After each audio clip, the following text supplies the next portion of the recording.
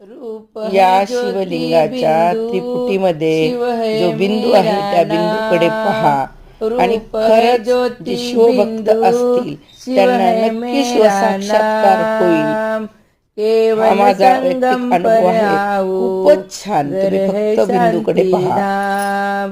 केवल संगम पर आओ, घर है शांति धाम।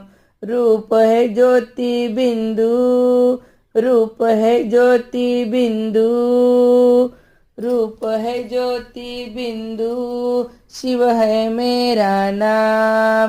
केवल संगम पर आओ, घर है शांति धाम।